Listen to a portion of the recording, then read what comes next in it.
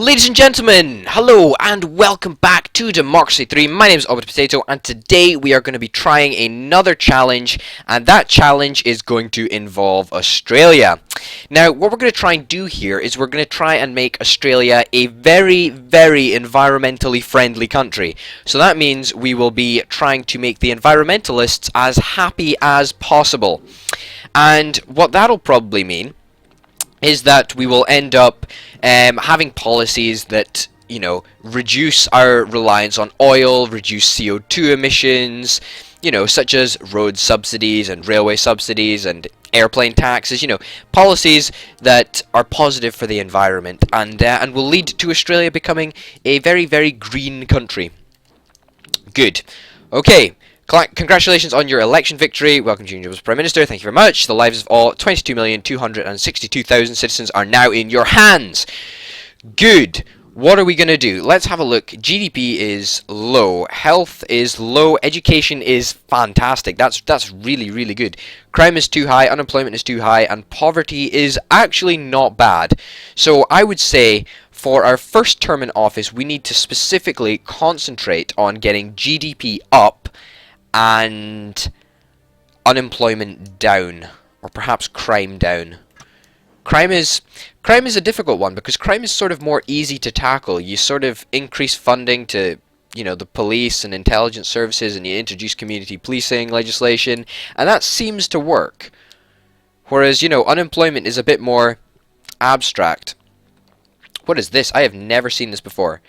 Internet currency adoption. Goodness gracious me.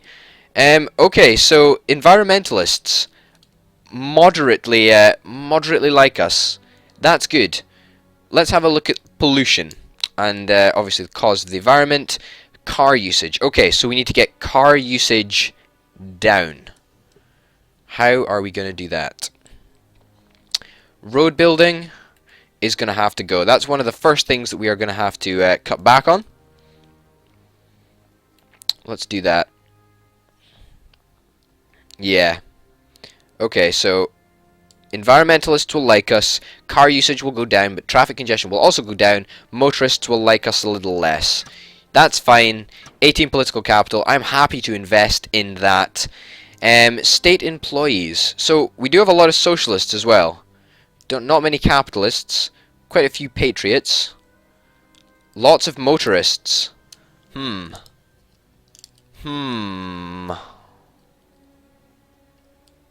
Tax on petrol, so that's already quite good for the environmentalists. Okay, let's see what other policies we can introduce. Perhaps we can tax CO2. That is a tax, but we might already have that tax. Hybrid cars initiative. Okay, we're going to do that next turn for sure, because that will mean people will like us a little bit more because, we'll be relying on hybrid cars, and that's always something good.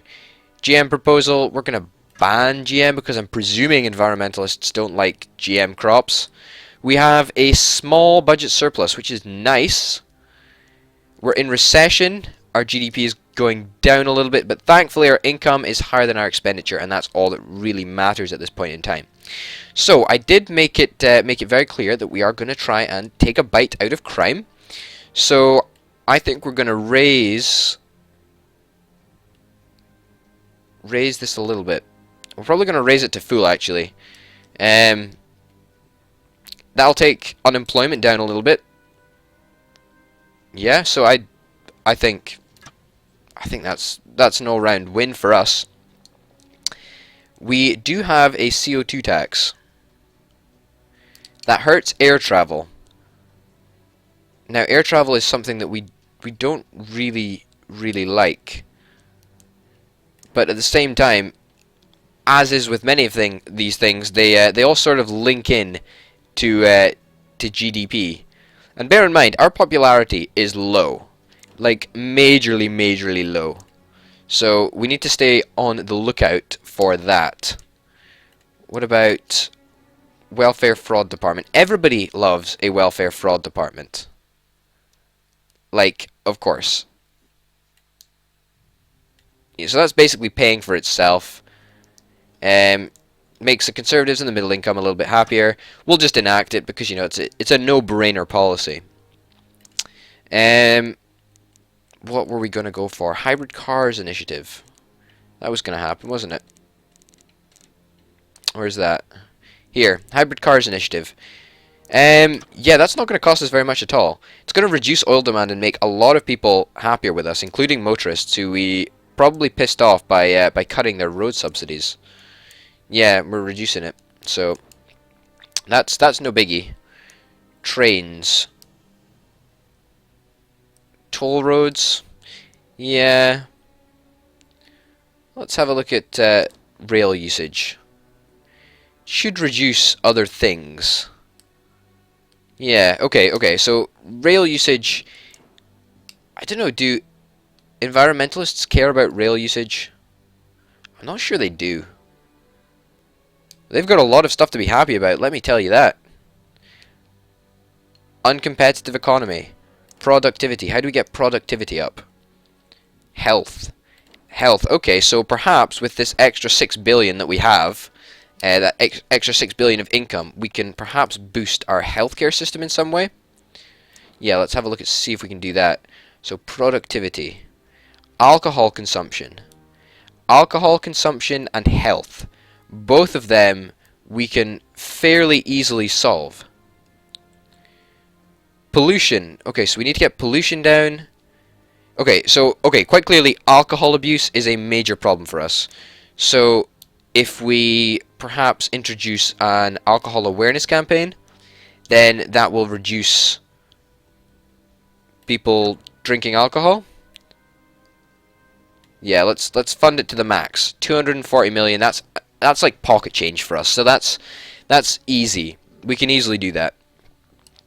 What else is affecting our economy? Health. Yeah, it's really alcohol abuse and pollution. And car usage is coming down. Air travel doesn't really affect it that much. And, you know, GDP is something that we can do nothing about because, you know, we want high GDP and that's really important. This asthma epidemic is going to start coming down for sure. Definitely. Perhaps we can... No, not here.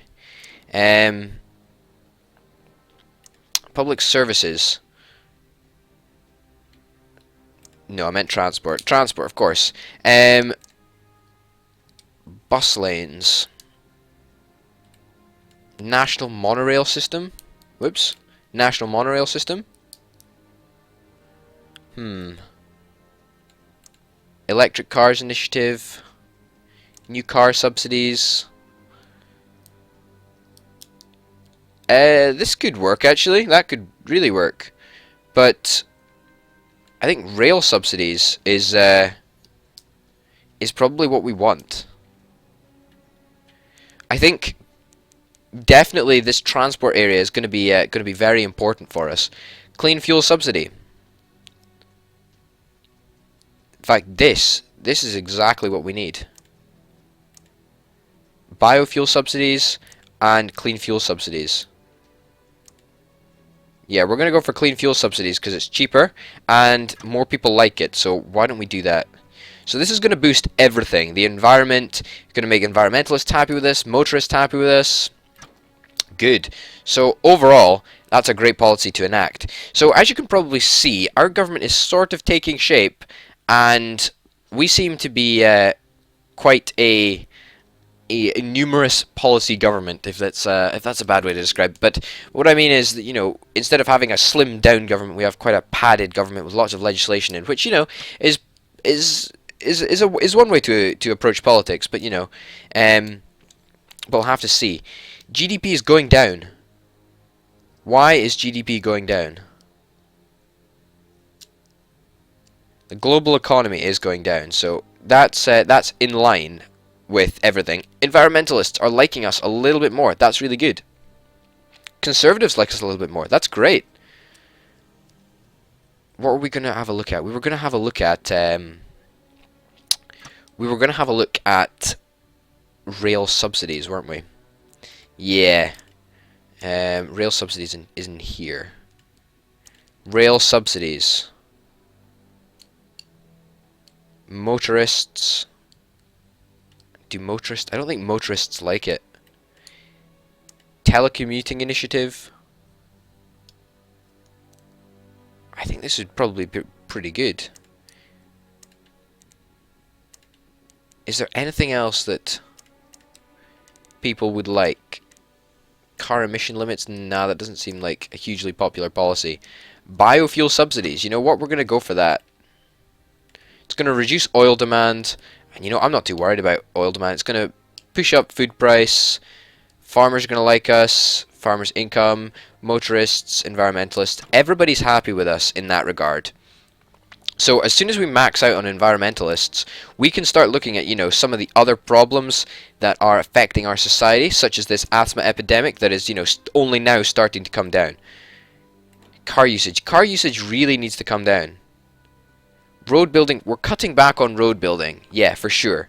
So as rail usage and bus usage goes up, clearly it takes a hit out of car usage, which is quite important for us because it means that we can start subsidizing railways as soon as we have enough money to do that. At the moment, we're still running a surplus, which is important because that's good. Okay, so we're in a minor budget deficit. Our GDP is up, unemployment is up, but crime is coming down. That's good. Okay. We had a slight recovery of GDP there. The global economy looks like it's sort of coming down. Our debt is something that we need to bring down, so that's quite important. Quite important to us. Poor don't like us. That's okay at the moment. Conservatives are liking us a little bit more, which is good, which is very good indeed. Now let's look at rail subsidies. We also, bear in mind, need to cut something, because we want our debt to continue to come down. Rail subsidies, motorists going to go down, unemployment is going to go down as well. You know what? Let's completely fund this. I think everybody is going to like us, and it's going to decrease unemployment. So we really, you know, fund that fully. Military spending is you know, always one of the first to go for me, but let's have a look at the graphs. So we are paying a lot of money towards healthcare. That's a serious amount of money, and we can't lower it. We literally can't afford it. Pensions, I doubt we can lower them. No, we do not have enough political capital. State schools, didn't think we could lower that either.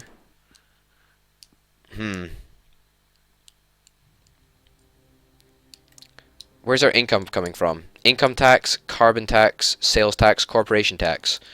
What's our corporation tax looking like? That's sales tax. Sales tax is quite low. Corporation tax.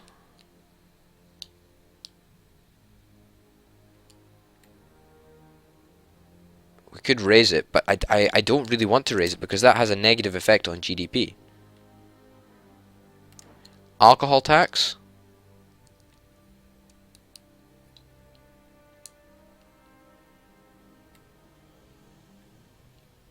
Let's bump up the alcohol tax.